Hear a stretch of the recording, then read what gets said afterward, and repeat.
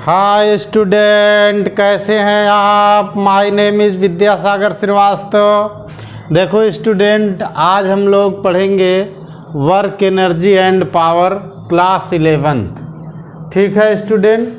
और work energy power में हमने पहले एक टॉपिक लिया है work done by a force. ठीक है। अब देखो स्टूडेंट, पीछे आप पढ़ चुके हैं डिफरेंट क्लासेस में 9th 10th वगैरह में कि work is equal to force into displacement होता है। बिल्कुल होता है। Work is equal to force into displacement होता है। लेकिन हम लोग यहाँ इसको डिफाइन करते समय ये ध्यान रखेंगे कि फोर्स भी हमारी वेक्टर क्वांटिटी है और डिस्प्लेसमेंट भी वेक्टर क्वांटिटी है, जबकि वर्क डन हमारी स्केलर क्वांटिटी होती है। ठीक है। तो हम लोग इसी से इसको डिफाइन करेंगे। The scalar product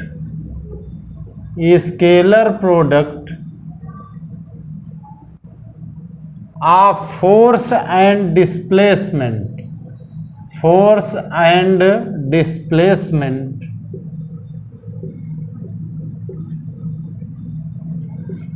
is known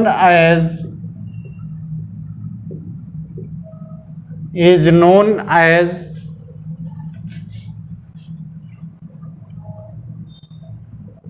work done by a force।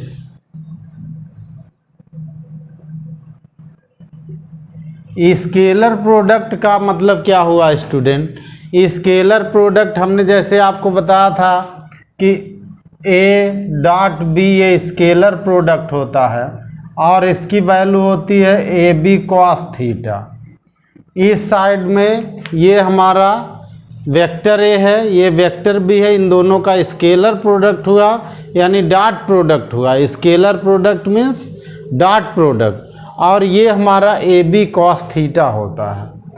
वैसे ही हम लोग इसको फोर्स को डिफाइन ऐसे वर्क डन को वैसे ही हम लोग वर्क डन को डिफाइन कर रहे हैं यहाँ पे। W is equal to vector F dot vector S। F क्या है? F means force, S means displacement. अब इनके बीच जब डॉट प्रोडक्ट लगाएंगे स्टूडेंट तो W इज इक्वल टू होता है Fs कॉस थीटा। क्या होता है स्टूडेंट? Fs cos theta. अब यहाँ देखो स्टूडेंट, कॉस थीटा की वैल्यू कैसे चेंज होती है उसको हम लोग देख सकते हैं। पहला पॉइंट देखो student, if theta is equal to 0 degree, ठीक, तब वर्क डन क्या आएगा? W is equal to Fs cos 0 degree आ जाएगा। 0 डिग्री का मतलब क्या हुआ स्टूडेंट? कॉस 0 की वैल्यू 1 होती है, तो ये हो गया F इंटू एस। यानी यहाँ पर वर्क डन कितना हुआ? फोर्स इंटू डिस्प्लेसमेंट हुआ।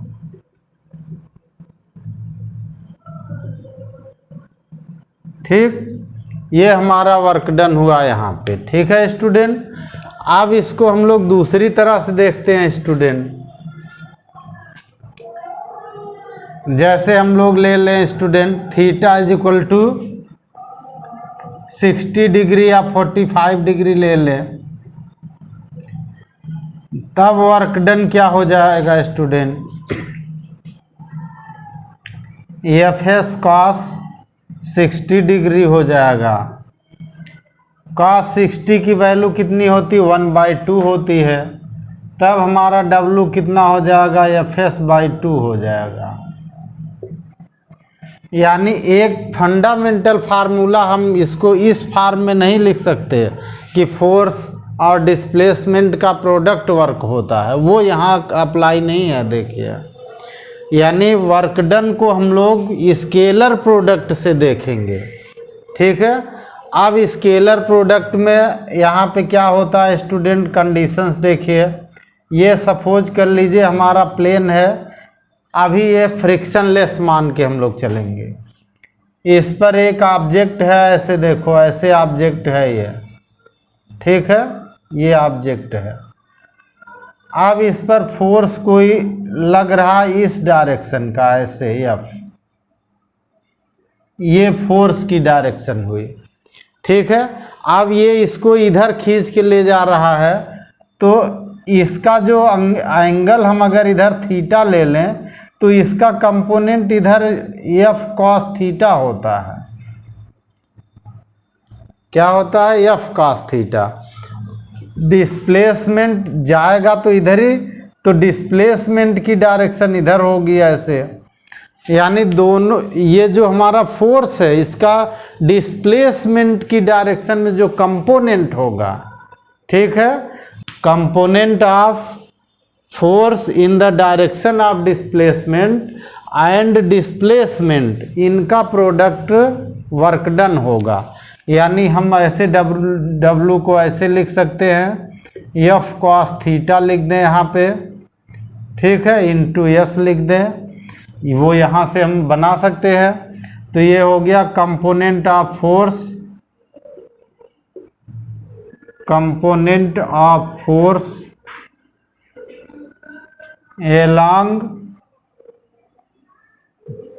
to displacement, ठीक, और इंटू इसी के साथ इंटू लगा सकते हैं हम, इंटू डिस्प्लेसमेंट, यानी ये यहाँ तक का जो पार्ट है component of force along to displacement, यानी जो डिस्प्लेसमेंट की डायरेक्शन में फोर्स का कंपोनेंट है और जो डिस्प्लेसमेंट है, इन दोनों का प्रोडक्ट वर्क डन हम लोग ले सकते हैं, ठीक है स्टूडेंट। अब देखो स्टूडेंट, हम लोग देखेंगे टाइप्स ऑफ वर्क, और हमने यहाँ 3 तरह के वर्क लिए हैं student, 3 types of work. Number first positive work, second negative work, third zero work.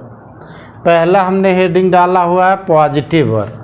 देखो स्टूडेंट, हमने जो वर्क का फार्मूला आपको बताया, W is equal to F S cos theta बताया, ठीक है।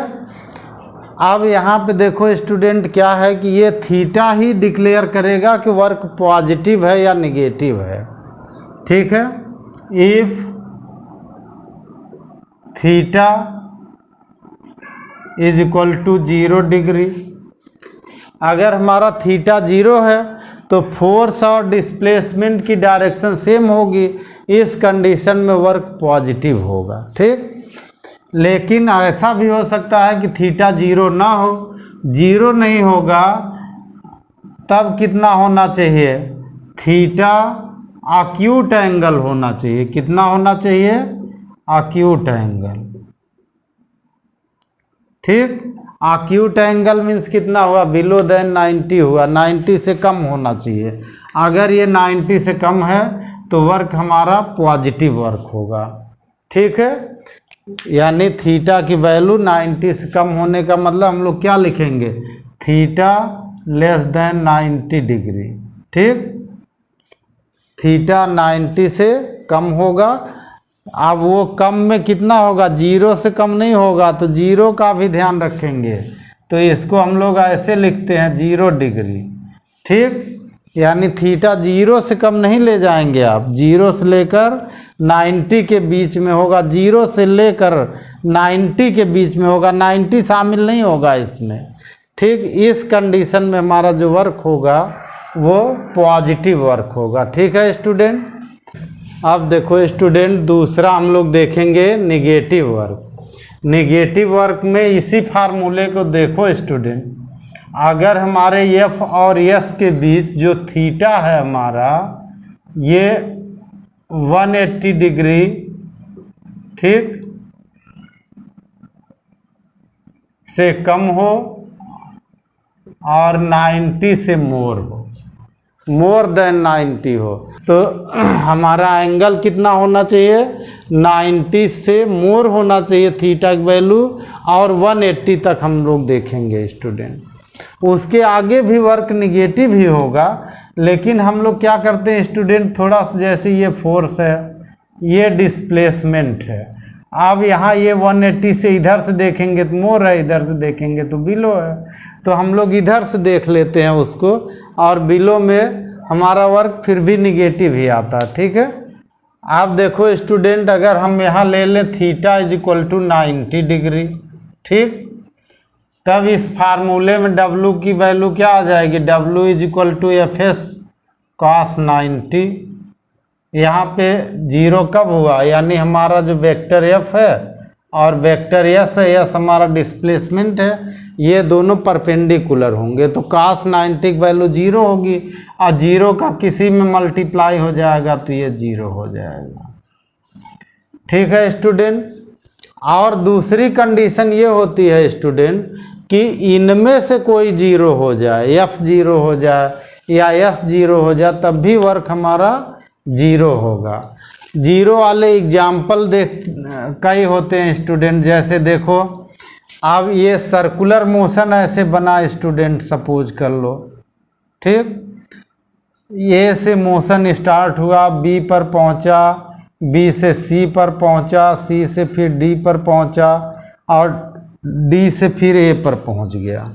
तो जब एक साइकिल कंप्लीट हो गया स्टूडेंट, तो यहाँ डिस्प्लेसमेंट जीरो हो गया, इसमें डिस्प्लेसमेंट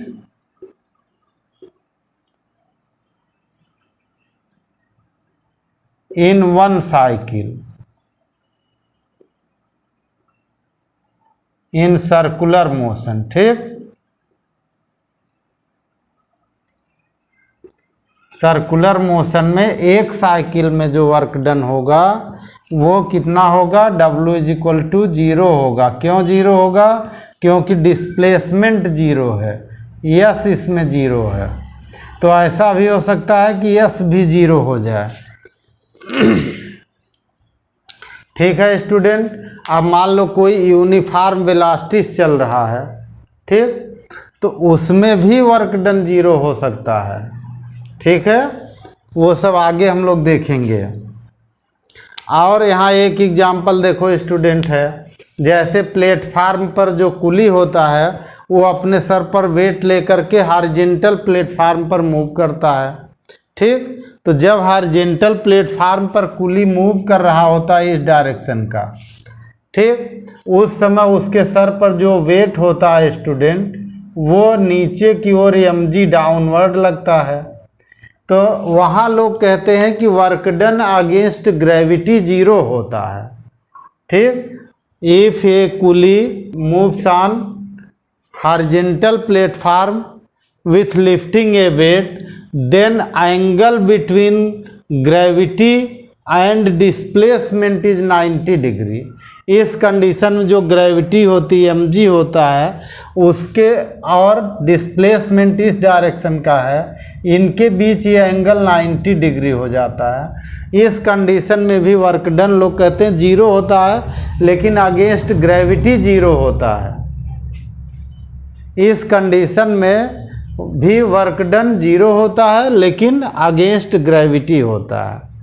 ठीक है स्टूडेंट, पॉजिटिव वर्क डन और निगेटिव वर्क डन के बहुत सारे एग्जाम्पल आपको मिलते हैं, जैसे फ्रिक्शन जो वर्क करता है वो निगेटिव वर्क डन होता है, और कोई ऑब्जेक्ट सीधे मोशन कर रहा है और किसी फोर्स के अंदर मोशन कर रहा है तो उसका पॉजिटिव वर्क होता है। तो ये सब हम लोग आगे न्यूमेरिकल वगैरह में देखते हुए चलेंगे। ठीक है, अब देखो स्टूडेंट, हम लोग देखेंगे work done by a constant force. यहाँ देखो स्टूडेंट, एक फोर्स F है जो कांस्टेंट है, हमने फोर्स और डिस्प्लेसमेंट का ग्राफ बनाया हुआ है। इस ग्राफ में A से B तक जो फोर्स अप्लाई हो रहा है वो कांस्टेंट फोर्स F है।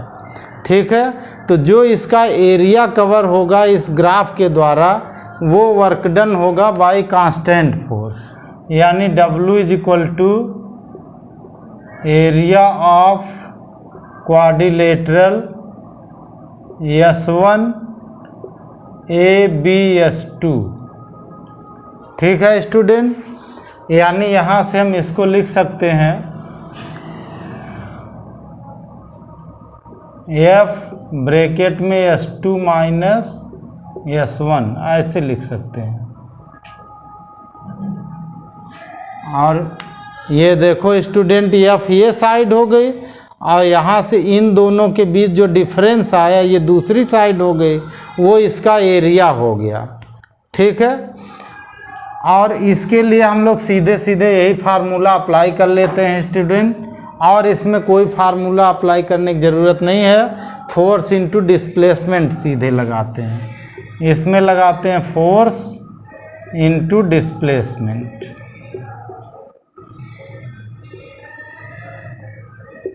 ठीक, अब देखो स्टूडेंट हम लोग देखेंगे work done bye a variable force. यहाँ देखो स्टूडेंट जो फोर्स की हमारी लाइन है वो ऐसे चल रही, देखिए ऐसे चल रही इस तरह से। इसका मतलब यहाँ फोर्स तो कुछ और है, यहाँ फोर्स अलग है, यहाँ फोर्स अलग है यहाँ। ठीक, यहाँ पे इस लाइन पर फोर्स अलग है, यहाँ एक हम फोर्स एफ ले रहे हैं, और यहाँ पे हम एलिमेंट dx ले रहे हैं, डिस्प्लेसमेंट क्या ले रहे हैं, ये dx ले रहे हैं। ठीक है, तो यहाँ का जो वर्क डन होता है स्टूडेंट वेरिएबल फोर्स होता है, उसको हम लोग ऐसे लिखते हैं, यहाँ भी एरिया कवर्ड बाई, इसके द्वारा जो पूरा एरिया कवर्ड होता है वही लिखते हैं। तो W is equal to area of ABX2। ठीक है स्टूडेंट, हमने देखो स्टूडेंट इसमें S1 S2 लिया है, कुछ बुक वाले S1 S2 लिखते हैं, कुछ X1 X2 लिखते हैं, तो हमने दोनों लिया, पर डिफरेंशिएशन वाले में dx ठीक रहता है, तो हमने डिस्प्लेसमेंट को इसमें x लिया हुआ है। ठीक है, अब यह x के फॉर्म में होगा dx, x नहीं है ये जो हमारा f है यहाँ पे, ये f हमारा है, वो fx है, ये x के फॉर्म में अगर f होगा तो उसको हम लोग ऐसे इंटीग्रेट करके निकालेंगे, यानी जो इसका एरिया होगा वो निकाल लेंगे। अगर एरिया नहीं निकालेंगे तो हम एलिमेंट dx लेकर के इंटीग्रेट करके इसको निकाल सकते हैं। ये वेरिएबल फोर्स का वर्क डन होता है। ठीक है स्टूडेंट, अब देखो स्टूडेंट हम लोग देखेंगे यूनिट ऑफ वर्क। ठीक है, तो इसका देखो स्टूडेंट SI यूनिट हमारा, SI यूनिट ये जूल होता है। ठीक, इसको हम लोग J लिखते हैं। इसके अलावा जो इम्पोर्टेंट यूनिट है वो हम यहाँ लिख रहे हैं स्टूडेंट। एक होता है ERG, इसको अर्ज पढ़ते हैं कुछ लोग। ठीक है, यानी 1 ERG जो होता है स्टूडेंट वो होता है 10⁻⁻7 जूल होता है। ठीक, आप इसको ऐसे निकाल सकते हैं, ध्यान से देखिएगा। 1 जूल हम यहाँ लिखेंगे student, 1 joule is equal to, ध्यान से देखिएगा, 1 न्यूटन इंटू मीटर हो गया। न्यूटन को हम लोग लिखते हैं किलोग्राम मीटर पर सेकेंड स्क्वायर इंटू मीटर लिखते हैं। ठीक है, अब देखो स्टूडेंट 1 किलोग्राम का होता है 1000 ग्राम, मीटर का होता है 100 सेंटीमीटर, सेकेंड स्क्वायर तो है ही है पावर -2, मीटर का ये भी हो जाता है 100 सेंटीमीटर। ठीक, सबको मल्टीप्लाई कर देंगे तो 10⁻7 और ये ग्राम सेंटीमीटर स्क्वायर हो गया, ग्राम सेंटीमीटर स्क्वायर सेकेंड की पावर -2 हो गया। ठीक, ये हो गया CGS यूनिट, इसी को ERG कहते हैं, यानी 10⁻7 ERG होगा 1 जूल की वैल्यू। ठीक, तो अगर हम लोग 1 ERG निकालें तो ये पावर ऐसे निकल आएगी जूल के टर्म में। ठीक है, तो दोनों आप देखेंगे 1 जूल 10⁻7 ERG या 1 ERG 10⁻7 जूल। अब इसके अलावा होता है इलेक्ट्रॉन वोल्ट, 1 इलेक्ट्रॉन वोल्ट, ये अगली यूनिट होती है। ठीक है, पहला हमने लिया SI यूनिट, दूसरा हमने ERG लिया, तीसरा हमने लिया है इलेक्ट्रॉन वोल्ट। ठीक है, if an electron is accelerated by 1 volt potential difference then kinetic energy of the electron is known as 1 joule. तो काइनेटिक एनर्जी होती है और इसकी वैल्यू होती है 1.6 10⁻⁻19 कूलाम ई की वैल्यू होती है। अब वोल्टेज 1 होता है तो इतना जूल हो जाता है। ठीक है, 1 इलेक्ट्रॉन वोल्ट 1.6 10⁻⁻19 जूल होता है। इसके अलावा और भी हम लोग यूनिट पढ़ते हैं, जैसे इलेक्ट्रिक एनर्जी वगैरह की, तो वो यूनिट हम लोग एनर्जी वाले फंक्शन में पढ़ेंगे। जब ये एनर्जी की यूनिट आएगी तो उसमें पढ़ेंगे, पर वैल्यू आपको बता दे रहे हैं। 1 यूनिट जो होता है, ठीक, जो इलेक्ट्रिसिटी वाला होता है वो 3.6 10⁻⁶ जूल होता है। ठीक, इसके अलावा होता है watt hour, 1 watt hour WH इसको लिखते हैं। तो वाट आवर का होता है, आवर मीन्स होता है 3600 सेकेंड, तो इतना जूल होता है।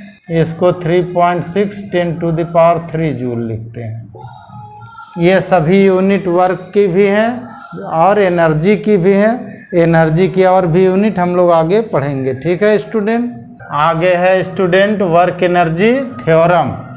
वर्क एनर्जी थ्योरम का मतलब हुआ student, the work done bye A net force is equal to the change in kinetic energy.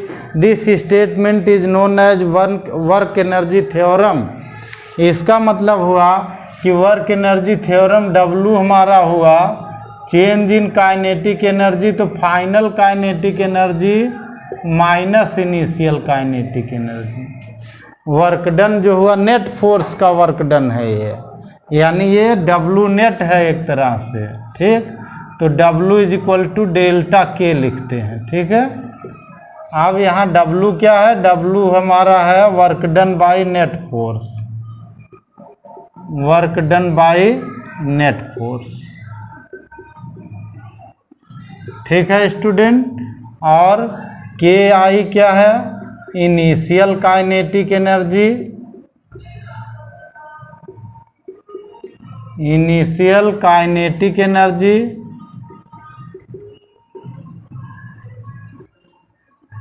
और KF क्या है? Final kinetic energy.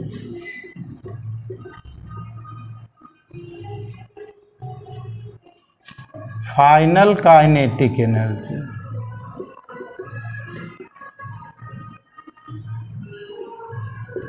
ठीक है स्टूडेंट, तो ये वर्क एनर्जी थ्योरम का हमारे स्टेटमेंट है, छोटा सा स्टेटमेंट है। The work done by net force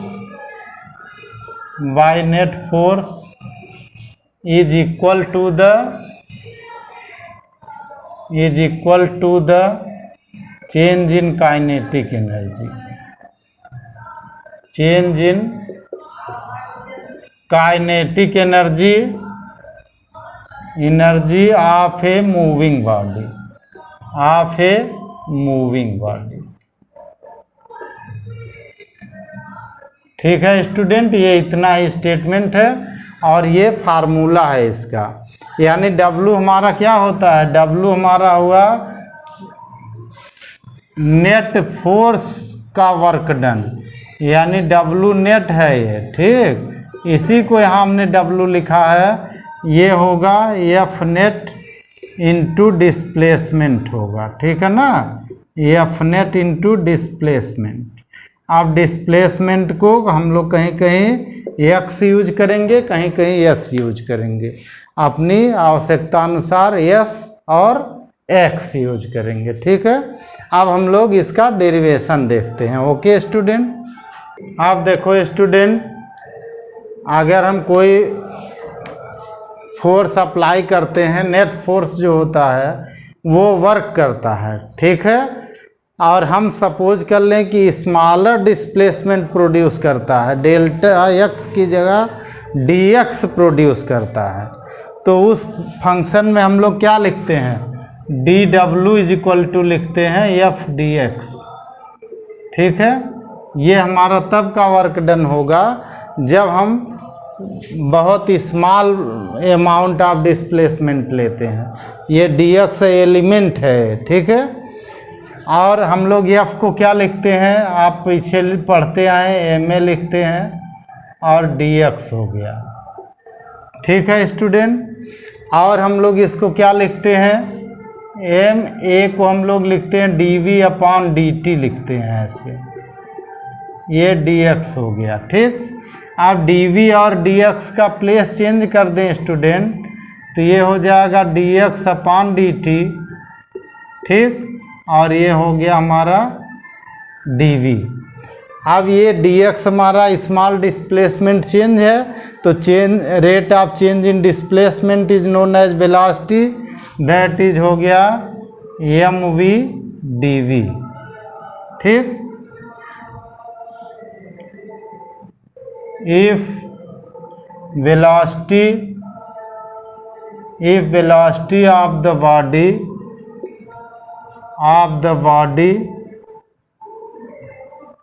is changed from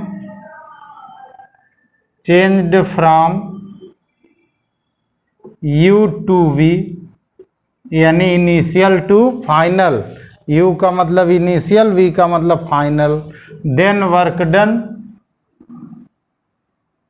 तब हमारा वर्क डन कितना होगा student, then work done W हो जाएगा और इधर आ जाएगा m कांस्टेंट है, इंटीग्रेशन हो जाएगा u से v तक और v dv हो जाएगा, ठीक है स्टूडेंट। और इसका इंटीग्रेशन का फार्मूला जो यहाँ पर होती है उसकी पावर 1 इंक्रीज हो जाती है, तो W is equal to m हो जाएगा, पावर 1 इंक्रीज हुई तो v² हो गया, जो पावर आती उसी डिवाइड होता है, initial to final velocity limit होती है, इज इक्वल टू m हो गया। ऊपर वैल्यू रख दीजिए v², फिर माइनस लगाइए, फिर नीचे u, v की जगह u रख दीजिए, तो u² नीचे अपॉन 2 है, सब ब्रैकेट ओपन कर दीजिए, half mv² minus half m u², ठीक है। u का मतलब इनिशियल, v का मतलब फाइनल वेलोसिटी, यानी w का फार्मूला हो गया k final minus k initial, ठीक है स्टूडेंट। यानी w हो गया हमारा इन दोनों का चेंज, यानी delta k। This is work energy theorem, that is work done by net force is equal to the change in kinetic energy of a moving body. Okay student, यहाँ पे हमने इंटीग्रेशन का जो फार्मूला अप्लाई किया है वो formula ऐसा हमने लगाया है, x dx ये होता है x²/2, यही जो यहाँ पावर इसकी 1 है तो 1 पावर 1 इंक्रीज होके 2 हो गई, और जो पावर आई उसी से ये डिवाइड हो गया, ठीक है स्टूडेंट। ऐसे इंटीग्रेट करते हैं, फार्मूले लगाते हैं, वो हमने मैथमेटिकल टूल में बताया, आप चाहें तो पूरा वीडियो उसमें देख सकते हैं। ओके, अब देखो स्टूडेंट, हम लोग पहला क्वेश्चन देखेंगे। Question number 1, a particle is displaced from s1 is equal to 2i - 3j + k metre to s2 is equal to 3i + j - 2k metre by a force of vector f is equal to 3i + 5j - 7k newton. Calculate the work done in this process. ठीक है student, तो पहले तो हम लोग जो given होता है वो लिखते हैं, ध्यान से देखिएगा student. s1 is equal to 2i - 3j + k।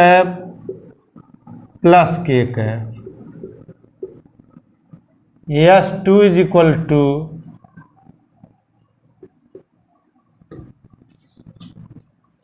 3i + j - 2k। ठीक है स्टूडेंट, इतना यूनिट मीटर है, वो लास्ट में हम लोग लिख लेंगे। इतना मीटर दिया है m, ठीक, ये भी मीटर दिया। आप देखो स्टूडेंट, ये हुई फाइनल पोजीशन, ये हुई इनिशियल पोजीशन। तो हमारा जो नेट डिस्प्लेसमेंट होगा वेक्टर एस वो इन दोनों का डिफरेंस होगा। S2 vector minus S1 vector लगाएंगे। ठीक है स्टूडेंट। आप देखो स्टूडेंट, S2 माइनस S1, तो S2 कितना दिया है 3i कैप प्लस जे कैप माइनस 2k कैप। ठीक, और S1 हमारा माइनस लगा के लिखिए 2i cap minus 3j cap plus k cap. अब इसमें से इसको माइनस करिए स्टूडेंट, तो देखिए क्या होगा। यहाँ 3i है, यहाँ 2i है, ये बीच में माइनस है, तो 3i माइनस 2i हो गया, 3i cap minus 2i cap plus है यहाँ पर j कैप, यहाँ माइनस माइनस प्लस का हो गया 3j कैप। ठीक, यहाँ है माइनस 2k कैप और ये भी आ गया माइनस का k कैप। ठीक है स्टूडेंट। अब यहाँ क्या हो गया स्टूडेंट, 3 माइनस 2 का हो गया i कैप,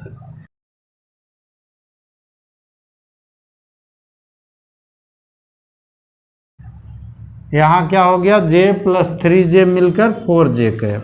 ये दोनों सेम साइन है तो माइनस 3k कैप हो गया, इतना मीटर हो गया। ये हमारा यस हो गया। ठीक है स्टूडेंट। एफ हमारा कितना दिया, फोर्स ऊपर दिया है 3i plus 5j minus 7k newton, इतना न्यूटन।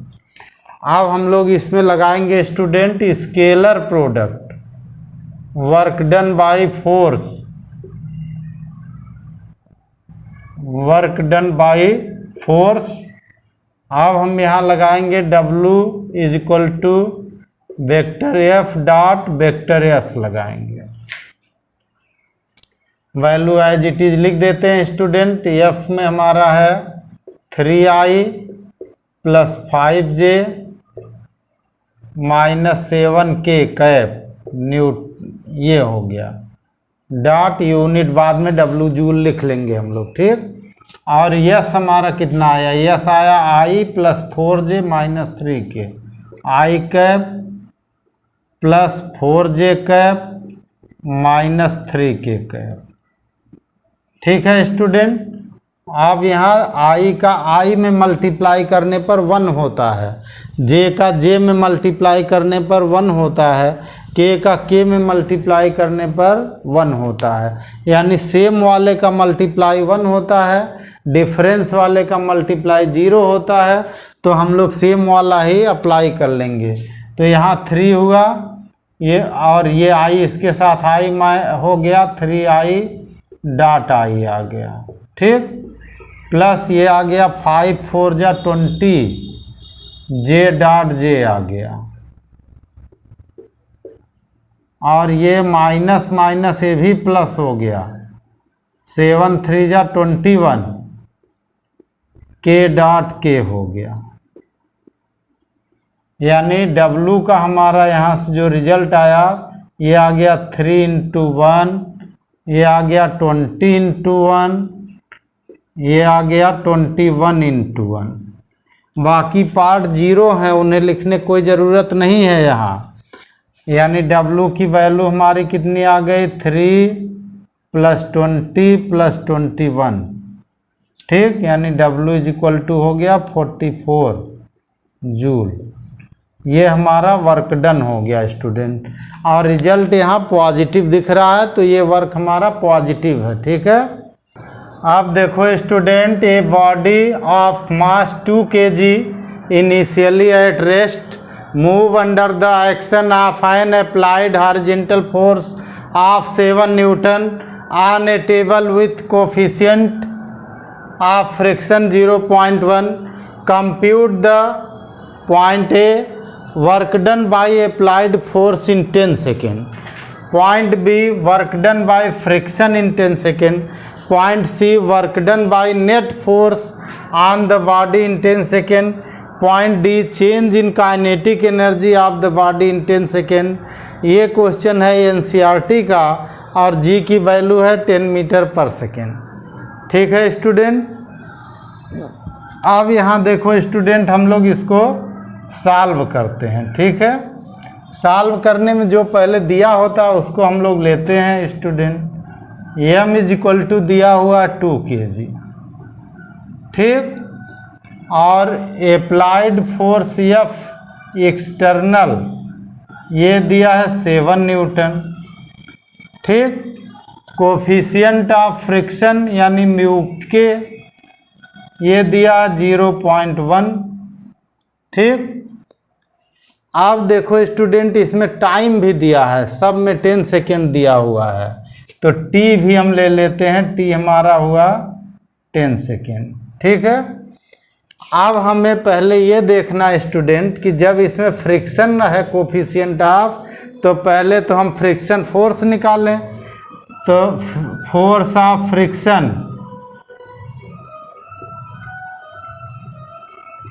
फोर्स ऑफ फ्रिक्शन इसको हम लोग एफ के लिखते हैं, ये होता है म्यू के आर, और आर की वैल्यू होती है एम जी, तो म्यू के एम जी, जी हम यहाँ ऊपर लिख दे रहे हैं, जी की वैल्यू 10 मीटर पर सेकेंड स्क्वायर एक क्वेश्चन में दे रखा है। तो म्यू के एम जी से फ्रिक्शन कैलकुलेट कर लीजिए स्टूडेंट। एफ के इज इक्वल टू कितना हो गया, म्यू के हमारा कितना है 0.1 है, एम हमारा 2 kg है, जी हमारा 10 है, एफ के हमारा हो गया, ठीक है 2 न्यूटन, ठीक है स्टूडेंट।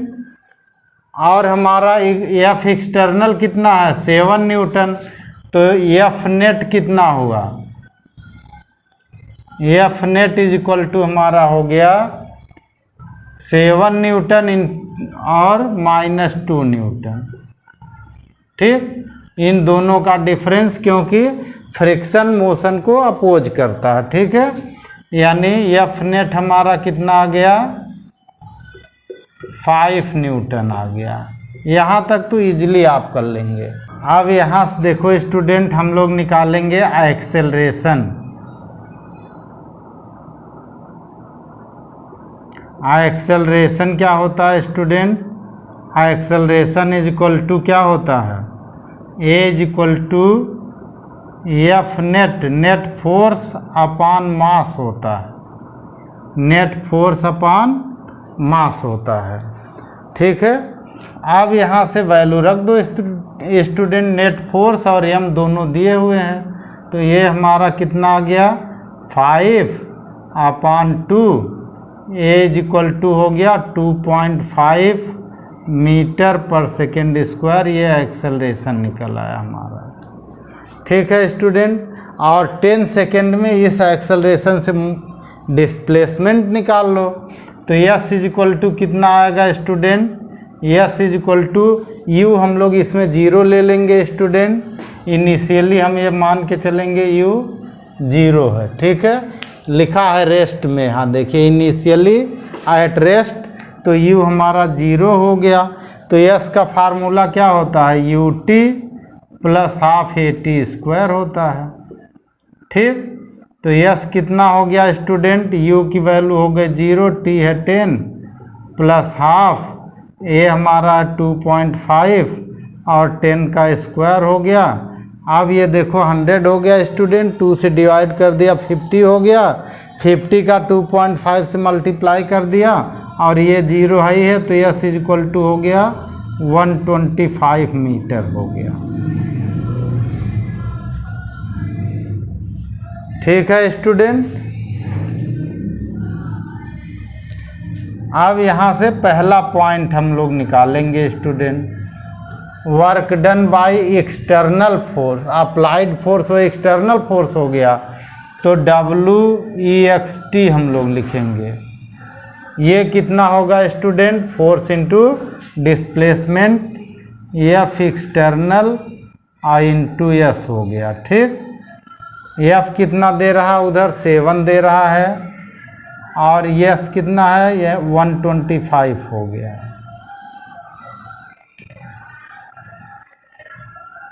एट 875 जूल हो गया। ठीक है स्टूडेंट, ये हमारा कौन है, पहला पार्ट। दूसरा पार्ट देखो student, B part, work done by friction. तो वर्क डन बाय फ्रिक्शन क्या हुआ, फ्रिक्शन फोर्स इतना है, ये डिस्प्लेसमेंट है और डब्ल्यू एफ हो गया इतना। तो फ्रिक्शन अपोजिट होता है डिस्प्लेसमेंट के, तो ये हो गया फ्रिक्शन का -2 न्यूटन और इंटू 125, और ये आ गया माइनस का 250 जूल आ गया। ठीक है, ये हमारा जो 2 न्यूटन फ्रिक्शन होता है ये अपोजिट टू द डिस्प्लेसमेंट होता है, कि मोशन को अपोज करता है, इसलिए फोर्स माइनस हुआ। और ये हमारा डिस्प्लेसमेंट है 125, दोनों का मल्टीप्लाई हुआ 250 जूल हो गया। ठीक, सी का हम लोग अब देखते हैं स्टूडेंट। सी कह रहा है work done by net force. तो डब्लू नेट कितना हो जाएगा, ये हो जाएगा हमारा एफ नेट आई इंटू एस हो जाएगा, यानी एफ नेट हमारा कितना दिया स्टूडेंट 5 आई इंटू 125, ये हो गया 625 जूल। ठीक है स्टूडेंट, चौथा डी पॉइंट हमारा क्या हो गया स्टूडेंट, डी पॉइंट में कह रहा चेंज इन काइनेटिक एनर्जी। तो वर्क एनर्जी थ्योरम हम इसमें लगा दें स्टूडेंट। तो वर्क एनर्जी थ्योरम से क्या होता है, change in kinetic energy delta के, ये होता है डब्लू नेट के इक्वल होता है। ठीक, और डब्लू नेट कितना है 625 जूल हो जाएगा। ये सभी आंसर हो जाएंगे। Okay student.